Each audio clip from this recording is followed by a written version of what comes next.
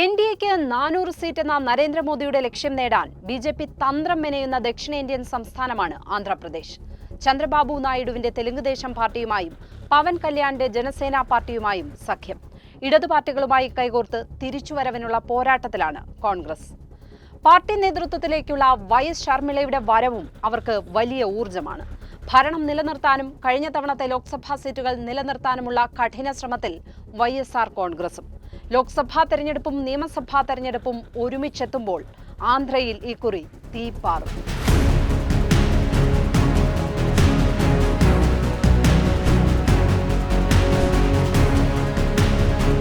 ഒന്നാം മോദി സർക്കാർ അധികാരത്തിലേറിയ 2014-ൽ ടി.ഡി.പിയുമായി കൂട്ടുകൂടി ബി.ജെ.പി 4 നിയമസഭാ സീറ്റുകളും 2 ലോക്സഭാ സീറ്റുകളും നേടി.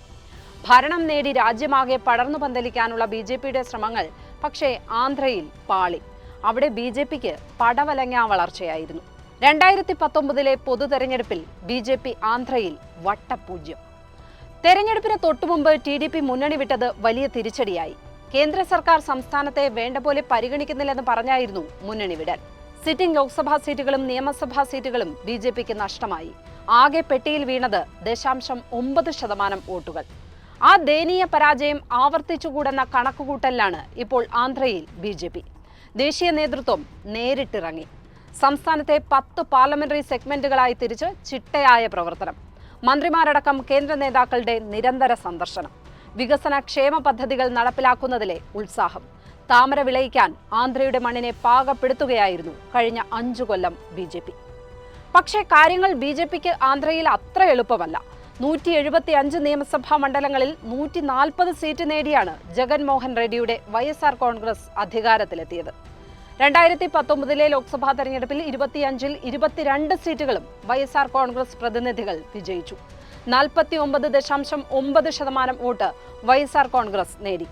40.2% വോട്ടുമായി തൊട്ടുപിന്നിലുള്ള തെലുങ്കുദേശം പാർട്ടിയെയും 5.9% വോട്ട് നേടിയ ജനസേന പാർട്ടിയെയും ഒപ്പം കൂട്ടി വൈഎസ്ആർ കോൺഗ്രസിനെ നിലം പരിശാക്കാം എന്നാണ് ബി.ജെ.പിയുടെ കണക്കുകൂട്ടൽ. 25-ൽ 17 ടി.ഡി.പി, 6 സീറ്റിൽ ബി.ജെ.പി, 2 സീറ്റിൽ ജനസേന പാർട്ടി. ഈ വിധമാണ് മത്സരം. ആന്ധ്രയിലെ കാറ്റ് ജഗന് അനുകൂലമല്ലെന്നാണ് സർവേ റിപ്പോർട്ടുകൾ. ടി.ഡി.പി ഉൾപ്പെട്ട എൻ.ഡി.എ സഖ്യത്തിനാണ് പ്രവചനങ്ങളിൽ മുൻതൂക്കം. ക്ഷേമ പദ്ധതികളുടെ മികവ് ഉയർത്തിക്കാട്ടാൻ ജഗൻമോഹൻ റെഡ്ഡി ശ്രമിക്കുമ്പോഴും അഴിമതി ആരോപണങ്ങൾ തിരിച്ചടിയാണ്. ഭരണവിരുദ്ധ വികാരം വൈഎസ്ആർ കോൺഗ്രസിനെ കടപുഴക്കുമെന്ന് നിരീക്ഷിക്കുന്നവരും ഏറെ.